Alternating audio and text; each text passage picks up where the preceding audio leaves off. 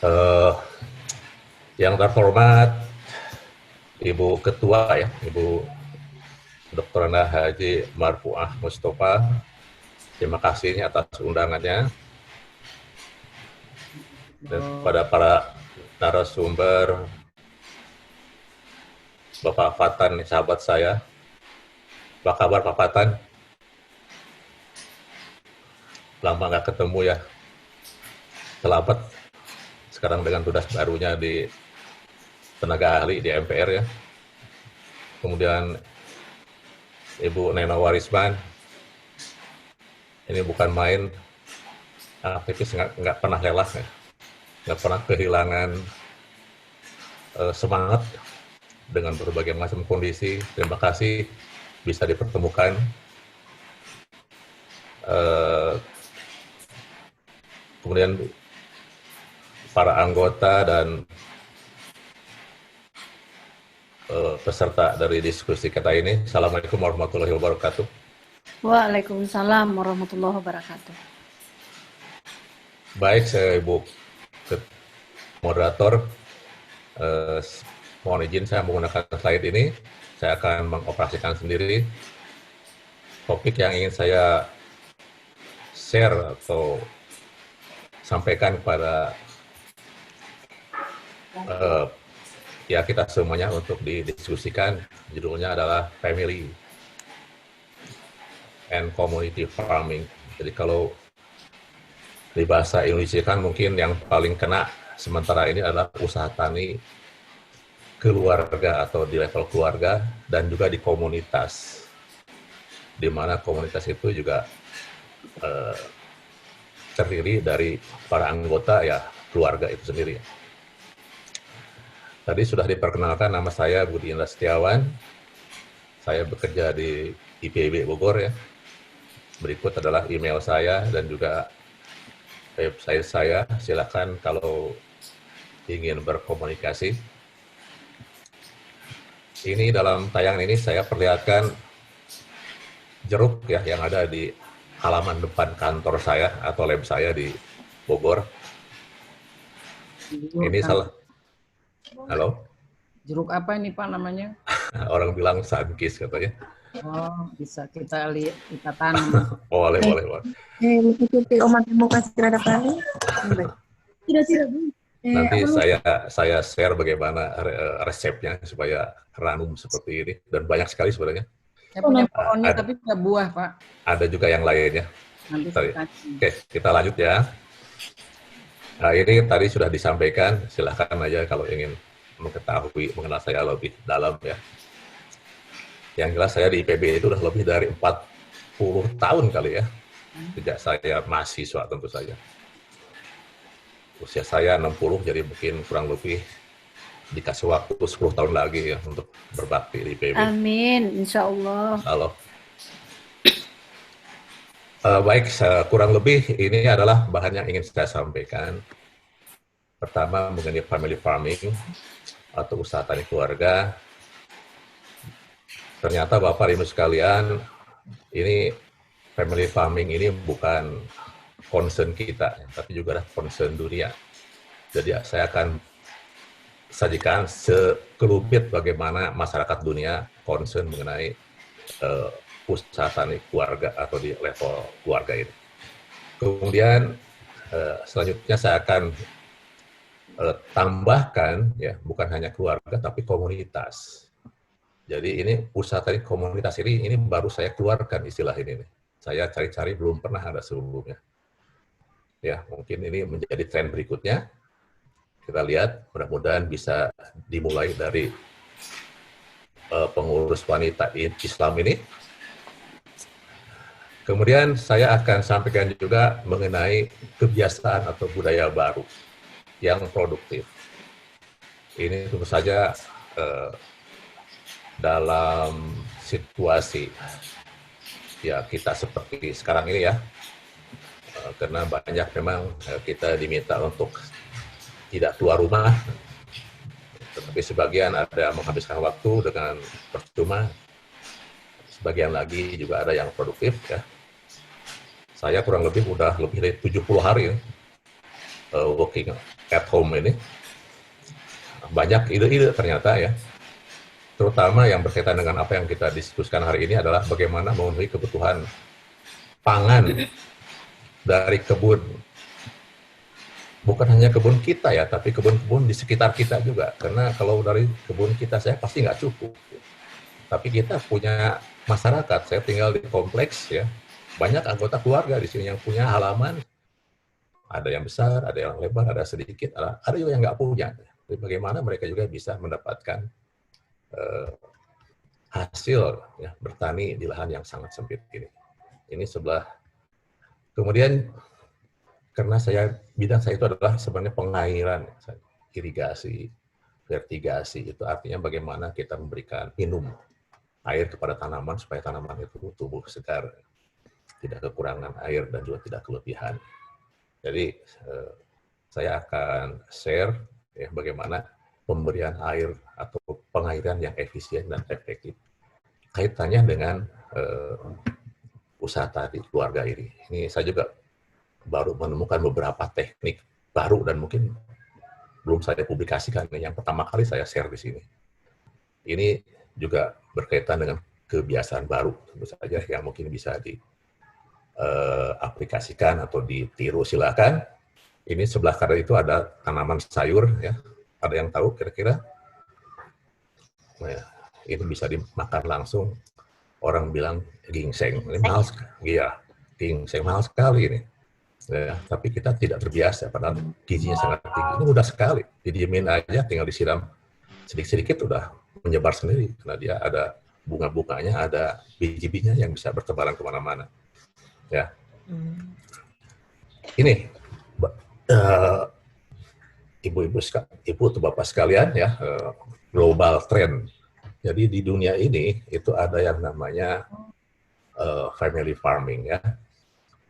PBB itu sudah mengkampanyekan dari tahun 2014 sebenarnya mengenai family farming ini.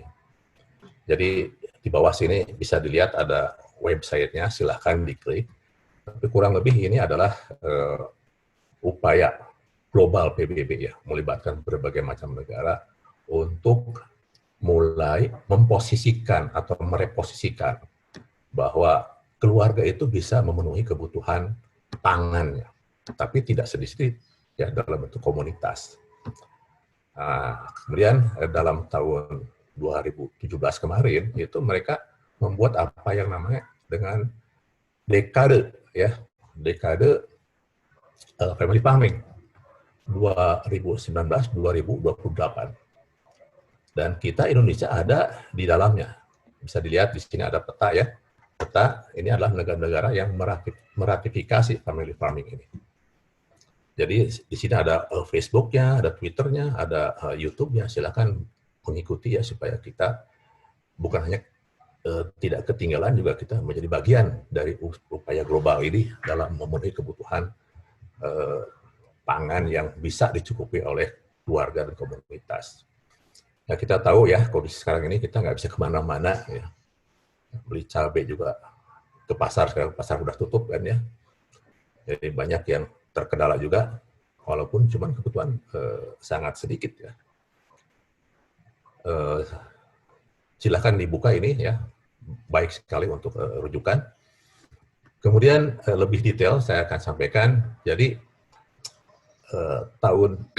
awalnya tahun 2014 sebenarnya PBB dengan beberapa NGOs di seluruh dunia itu mencanangkan atau launch International Years of Family Farming.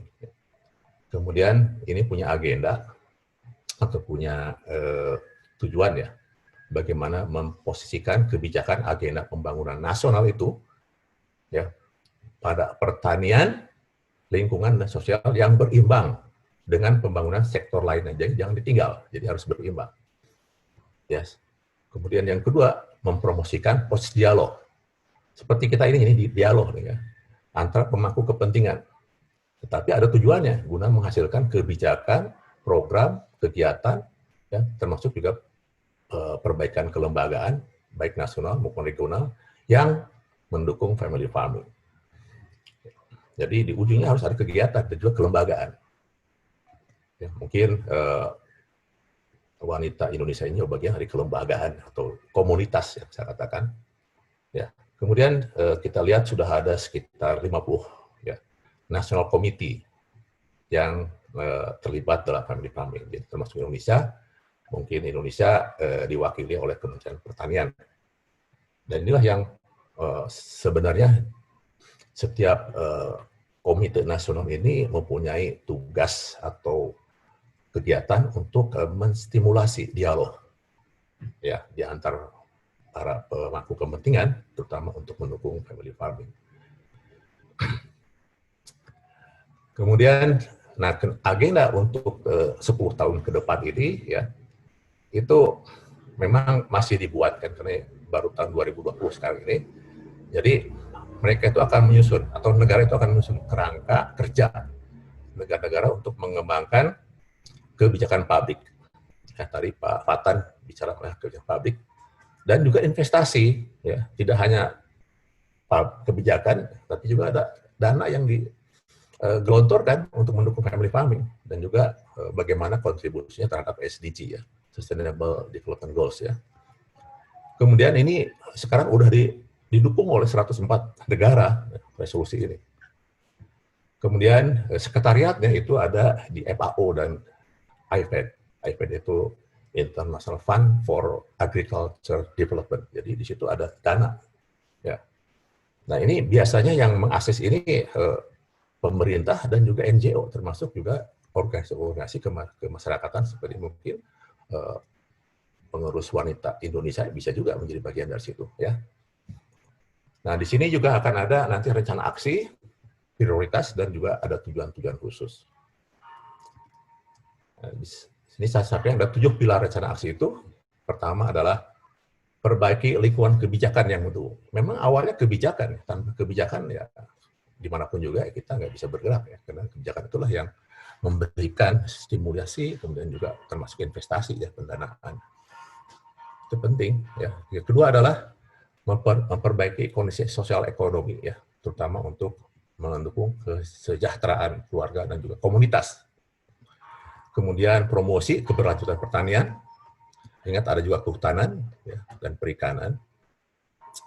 Kemudian memperkuat multifungsi dan kapasitas untuk beradaptasi terhadap perubahan yang terjadi, termasuk perubahan iklim, sosial, ekonomi, dan lain sebagainya. Ya.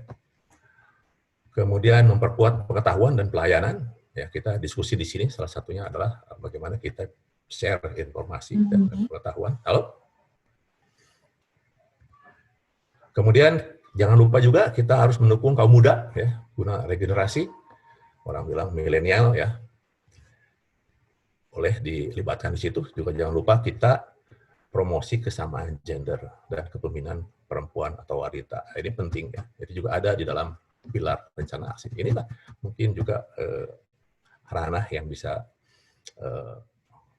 Persatuan Wanita Indonesia ini ya berperan serta ya. Itu ada ruangnya. Kemudian di Indonesia bagaimana? Saya kira Kementerian Pertanian udah mengeluarkan berbagai macam program. Yang paling berdekatan itu saja adalah KRPL ya. Pak Fatan mungkin bagian dari situ juga. Kawasan Rumah Pangan Lestari. Ya. Nah, ini banyak programnya, ya, hampir berapa juta keluarga kali di seluruh Indonesia ya. Ada seperti ini dan RPL itu adalah rumah penduduk yang mengusahakan pekarangan secara intensif untuk dimanfaatkan dengan berbagai sumber daya lokal secara bijaksana, ya, yang menjamin kesinambungan penyediaan bahan pangan rumah tangga yang berkualitas dan beragam. Nah ini yang paling penting adalah apa sih yang dibutuhkan oleh rumah tangga sehari-hari itu, terutama di komunitas itu. Ini harus diidentifikasi. Jangan sampai kita membudidayakan, menanam sesuatu yang tidak dibutuhkan oleh tetangga-tetangga kita atau komunitas kita. Jadi kita harus mulai mendata, ya, mengidentifikasi dalam satu kawasan itu mana yang paling banyak dibutuhkan. Terus ya, sampai pada yang sedikit lah ya, sedikit supaya kita bisa fokus ya mana yang akan kita produksi di kawasan itu atau di komunitas itu. Prinsip dasar dari RPL itu adalah bagaimana memanfaatkan pekarangan yang ramah lingkungan dan dirancang untuk ketahanan dan kemandirian pangan. Saya kira kalau ketahanan pangan, ketersediaan pangan mungkin sudah tahu semuanya apa definisinya ya, dan juga apa parameter-parameternya. Tapi yang paling penting adalah bahwa kebutuhan energi dari bahan pangan itu tercukupi. Kalau orang dewasa kan ada 2.200 kilokalori, kan anak-anak lebih rendah lagi ya. Dan itu ada komposisinya, ada karbohidrat, ada lemak, ada protein ya, ada mineral dan lain sebagainya. Saya kira itu udah ada takarannya ya. Setiap orang, setiap laki perempuan berbeda-beda ya. Orang tua, dewasa juga berbeda-beda, itu sudah ada takarannya sehingga kita bisa lebih terukur lagi berapa sih pangan yang kita butuhkan itu ya. Kemudian tentu saja di persimpangan ini sangat penting ya, terutama karbohidrat jangan hanya dari beras saja. Karbohidrat itu banyak, bukan hanya beras, yang bisa kita tanam di sekitar kita. Mungkin kalau padi nggak bisa karena lahannya di luar dan butuh irigasi dan sebagainya. Ya. Tetapi kalau kita nanam jagung, ya nanam kedelai, ya, kemudian nanam singkong, nanam ketela, ubi jalar, semua bisa kita lakukan. Itu juga sumber karbohidrat. Dan itu lebih bagus itunya nutrisinya dibandingkan dengan padi. Ya, apalagi kalau kita tanam dengan organik ya, itu juga bagus untuk kesehatan dan sendiri dan juga lingkungan. Kemudian konservasi sumber daya genetik, saya kira ini bagian dari situ. Ya, di situ ada ternak, ada ikan. Ya, jadi jangan lupakan, ya pertanian itu ada ternak juga ada ikan. Kalau tanaman, ya biasanya kita panen ya satu musim. Ya kalau gagal ya gagal. Tapi kalau ternak, ikan itu kapan aja bisa kita panen. Ya, ternak bisa kita sembelih kapan saja, ikan bisa kita tangkap kapan saja. Ya, itu juga harus diperhatikan ya untuk keamanan supply dari pangan yang kita butuhkan sehari-hari. Kemudian juga prinsip dasar dari RPL ini adalah jaga kelestariannya melalui kebun bibit desa. Jadi ingat ada bibit itu memang mahal ya. Kalau kita bibitnya salah ya itu bisa rugi kita besar ya. Karena nunggu akhirnya tidak berbuah juga tidak banyak ya. Itu begitu paling penting. Nah, bibit itu biasanya tersertifikasi, jangan sembarangan. Kemudian juga ini tujuannya paling penting adalah meningkatkan pendapatan, kesejahteraan ya keluarga dan juga masyarakat, terutama komunitas di mana kita berada. Ini sangat bagus sekali ya. Saya kira ini program sudah ada di Kementerian Pertanian, malah beberapa kelompok bisa mendapatkan bantuannya secara cuma-cuma, termasuk juga bantuan teknis ya, budidayanya, termasuk juga kalau ada masalah dengan penyakit dan lain sebagainya.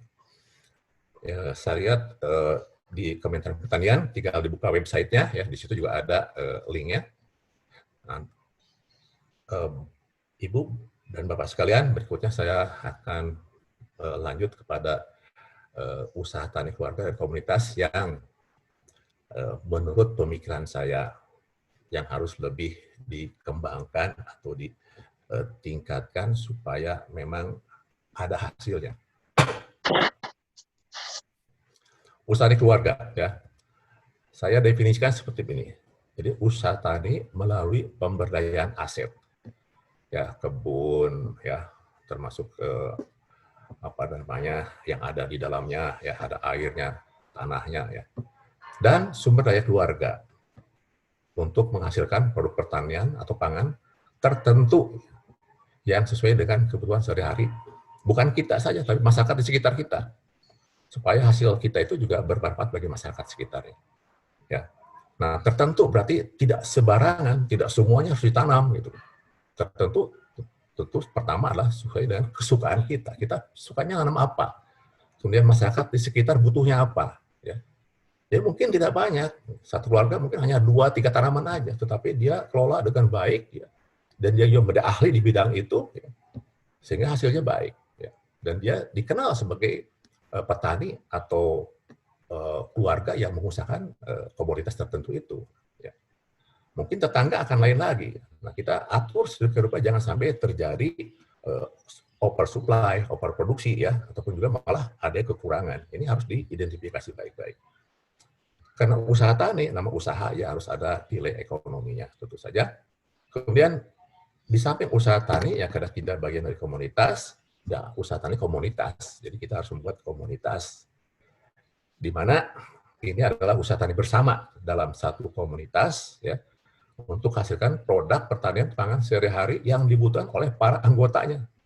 Ini bisa dengan sistem transaksi, barter ataupun tunai, ya, tidak harus tunai, ya. Itu kita bisa membuat kesempatan khususnya dengan nilai ekonomi yang kurang lebih kita seimbang, yang kita bisa perhitungkan bersama, ya. Kurang lebih seperti itu bedanya antara usaha tani keluarga dan komunitas. Jadi keluarga itu sebagian dari komunitas, nggak bisa sendirian, ya. Kemudian prinsip utama usaha tani komunitas ini, saya mungkin bisa berikan pointer atau butir-butir bahwa setiap keluarga itu menghasilkan produk pertanian spesifik sesuai kesukaan, itu penting, ya, preferensi masing-masing, dan juga nanti lama-kelamaan timbul keahliannya di bidang itu. Kalau saya nanam cabai, mungkin cabai terus saya, tapi cabai kan banyak ragamnya, ada cabai merah, ada cabai hijau, ada cabai rawit, ya. Tapi orang lain tahu bahwa saya tuh memang suka cabai, nanam cabai, dan keahlian saya di situ. Dan ini memang dibutuhkan oleh masyarakat di sekitar kita. Jadi tidak usah banyak-banyak. Dan mungkin juga kita terbatas kan lahannya. Semakin banyak komoditas yang kita tanam juga kita semakin kesulitan mengelolanya, merawatnya. Jadi ada spesialisasi kurang lebih. Kemudian transaksi dapat dilakukan secara barter atau tunai sesuai nilai pasar atau kesepakatan bersama. Kemudian mungkin perlu ada kios milik bersama komunitas, ya, untuk penampung hasil pertanian, ya, yang diproduksi oleh setiap keluarga tadi itu, ya. Ini yang akan tempat kita untuk mempertukarkan kan atau memperjualbelikannya. Kemudian terus ini paling penting, ya, prioritaskan penggunaan pupuk dan pestisida organik, karena kita bertanam, berkebun, ya, di kawasan yang banyak manusianya, banyak anak-anaknya dan sebagainya, jangan sampai menimbulkan polusi, ya, atau kontaminasi ke sekeliling kita. Kemudian, nah ini daur ulang, ya, penting, daur ulang limbah organik untuk menjadi kompos atau produk berharga lainnya, banyak, ya. Kemudian jangan lupa juga kita kerjasama dengan institusi, terutama tenaga ahli pertanian terdekat. Nah, jangan jauh-jauh, terdekat, banyak di antara kita. Ada yang kena pengalamannya, ada yang kena pendidikannya, ya, ada karena tugasnya banyak. Tapi saya yakin Kementerian Pertanian melalui penyuluh pasti suatu saat, kapan saja siap diminta bantuannya. Bukan hanya tenaga, termasuk juga akses lainnya, ya, program-program yang ada di kementerian ataupun juga di dinas pertanian setempat. Bapak dan sekalian, berikutnya saya akan sampaikan gambar-gambar aja mengenai kebiasaan baru saya selama ini, ya. Mungkin juga bisa dijadikan teladan. Ya, di sini saya punya tanah, saya tutupin dengan tanaman penutup. Ini mungkin pada kenal, ya, tanamannya apa ini. Ini saya gunakan bukan hanya untuk hiasan, memang bagus, ya, tetapi juga kalau Bapak dan Ibu lihat di sebelah kanannya, itu saya buang sampah organik itu ke situ. Saya buang sampah dapur itu ke situ, ya. Dan ketika dibuang langsung nggak kelihatan. Dan itu menjadi bahan untuk kompos yang akan diurai oleh mikroba yang ada di dalamnya. Jadi tidak perlu lagi kita buat sampah untuk dapur. Kadang-kadang ada orang juga membuat pengolahan kompos menggunakan sampah dapur. Itu butuh berhari-hari, maka berminggu-minggu sampai bau yang bukan main, ya, itu malah merepotkan kita. Jadi kalau saya sudah ngupas kulit apapun juga, saya tinggal lempar aja ke situ. Tidak ada sampah organik seperti ini lagi, udah langsung buang ke situ, ya. Kemudian pagar, ya, pagar saya kasih tanaman rambat yang merambat pagar. Rambat itu sampai karena saya mencari tempat lain, saya kasih kawat sampai ke atap, kemudian dia bergerak terus ke atap.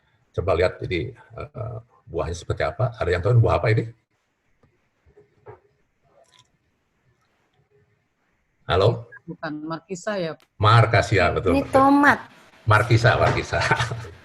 Oh, Markisa, ini oh, baru. markisa. Ya, baru buah ini. Selama saya working at home itu dapat ini nih. Bentar lagi mungkin udah panen. Itu banyak sekali nih.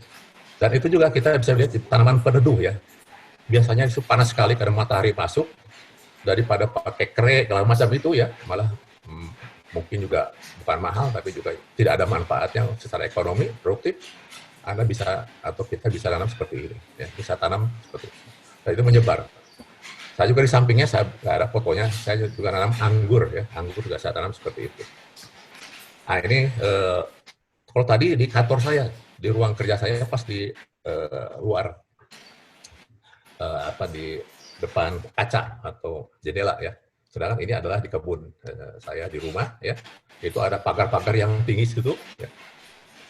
Sebenarnya ini nggak kelihatan, tapi di dalam itu banyak kucing-kucing yang dipelihara oleh istri saya supaya nggak keluar ya, dikasih pagar tinggi seperti ini ya. Tapi tadinya nggak ada tanamannya, kemudian saya kasih tanaman rambat ya. Ini udah mulai juga mengisi kosong-kosong ruang-ruang di pagar ini. Ini juga saya tanam dengan tanaman markisa, udah mulai berbuah. Ya. Ini juga bisa kita lakukan. Mungkin juga bisa tanam tanaman lain lah.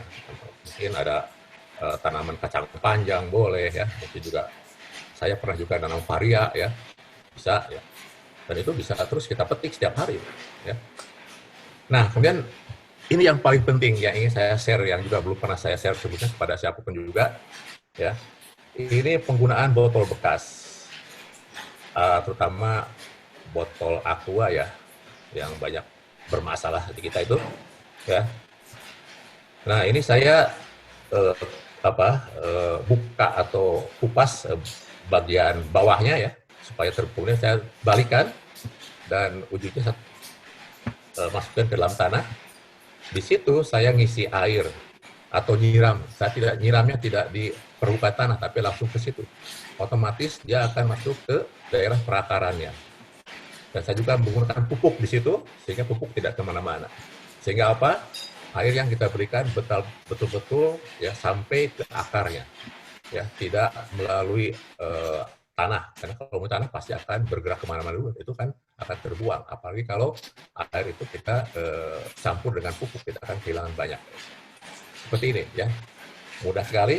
Tadi ya, ini salah satu penampakan dari buahnya di satu sisi. Ya. Kemudian sedikit lebih canggih lah ya. Saya menggunakan selang saya buat melingkar gitu, kemudian di ujungnya disambung dengan keni ya dari pelon, kemudian di ujung keni yang tengah kita kasih namanya sok ya, artinya semacam corong supaya saya bisa ngasih air ke situ. Nah, situ saya ngasih pupuk juga ke situ, kemudian saya tutup pakai tanah, sehingga saya ngasih air ke situ hanya ya langsung ke bagian perakarannya. Jadi kita bisa lihat ya, tanah di atas itu kering, tidak akan ditumbuhi rumput ya, karena nggak ada air di situ, ya. Nggak ada air, nggak ada pupuk ya, karena tanah kering. Nah kalau tanah kering itu bagus di atasnya ya, itu untuk menghambat laju evaporasi dari bawah permukaannya ya. Jadi sangat menghemat air ya, otomatis air yang kita berikan tidak ada yang terbuang, apalagi kita menggunakan pupuk ya. Jadi kalau air irigasi dicampur pupuk namanya vertigasi, biasanya vertigasi bawah tanah. Ini juga baru pertama kali saya tayangkan di sini, Bapak-Ibu sekalian, silakan kalau ingin coba.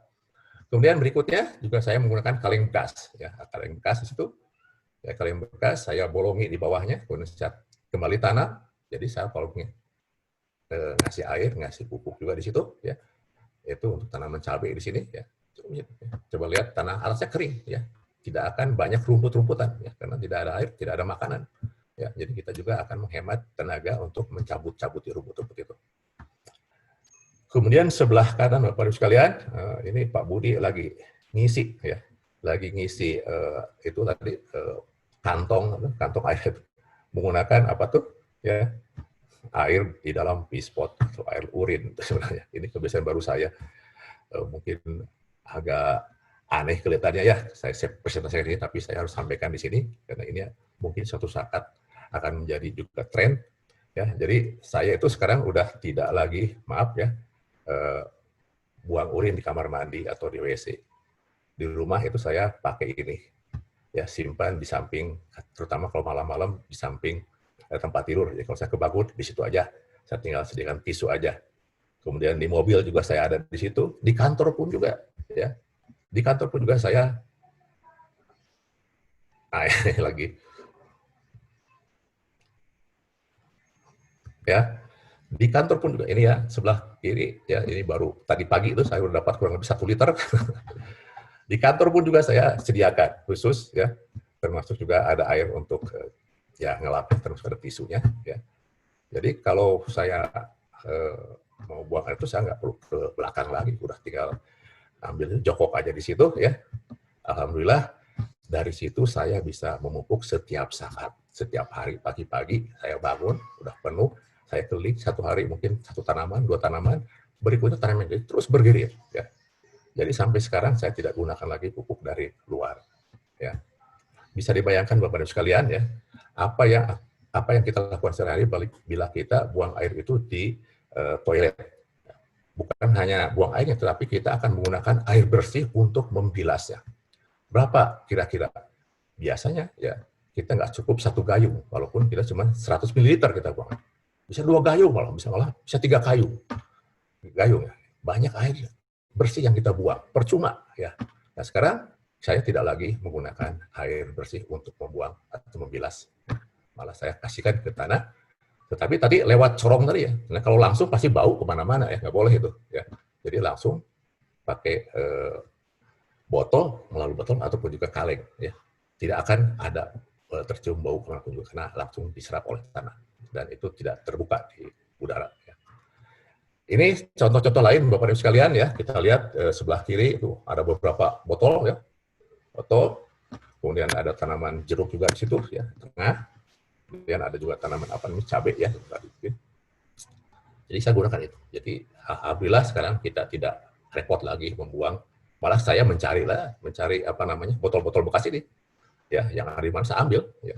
Jadi dipotong dan ditancapkan. Jadi semua tanaman dapat jatahnya masing-masing. Tidak harus berlubang dengan tanaman di sekitarnya. Ya. Kemudian juga kita bisa nanam padi sebenarnya kalau mau ya. Ini ada padi yang namanya padi dalam pot, itu bisa lebih besar hasilnya dibandingkan dengan di sawah karena kita sangat intensif sekali memberi makannya sangat rutin. Ya kita pelihara dengan baik, tetapi memang tidak banyak ya yang diproduksi, tapi kita bisa minimal ya. Tadi kan ada 3 hari tidak makan beras ya, nah, mungkin kita bisa kurangi lagi ya, kita bisa sehari makan beras aja deh dalam 1 minggu ya, mungkin kita bisa menggunakan beras punya kita gitu ya. Yang lainnya kita bisa menanam dari dapat karbohidrat dari tanaman lainnya. Ya minimal sekarang pun juga Bapak sekalian kan tahu. Kita tuh nggak bisa tahu bagaimana beras itu diproduksi di lahan pertanian. Tanah kita sudah terkontaminasi, ya. Tanah kita juga sudah tidak bagus, penggunaan pestisida dan lain sebagainya. Ya banyak sekarang istilah ada beras premium, ada beras organik, ada beras sehat dan sebagainya. Itu mengindikasi kepada kita bahwa kita harus hati-hati ya mengkonsumsi beras baik di dalam negeri maupun di luar negeri. Kita nggak tahu bagaimana itu diproduksi. Kecuali yang sudah berlabel organik ya, sehat mungkin kita bisa jaga. Tapi kan mahalnya bukan main. Ya padahal kita juga makan nggak banyak-banyak sekarang ini ya. Udah turun konsumsi beras kita ini ya. Saya kira kita bisa coba, dan ini bukan hanya untuk produksi, tapi juga untuk melatih kita berinteraksi dengan tanaman, itu sangat bagus sekali. Ya, untuk bahan pembelajaran, ya, dan juga survival kita ya. Bagaimana kita berjuang ya dalam kondisi yang memang kita tidak bisa kemana-mana ya untuk memenuhi kebutuhan pangan kita. Saya kira itu beberapa hal yang ingin saya sampaikan, termasuk juga tadi rahasia saya yang terakhir ini, kebiasaan baru ya. Saya agak ragu seperti yang disampaikan, tapi ya mungkin suatu saat akan ramai juga diperbincangkan ya, karena banyak orang juga akan melihat ya. Jadi mungkin itu Bu Profesor Ani ya yang ingin bisa saya share untuk mengawali atau diskusi kita nanti. Silakan.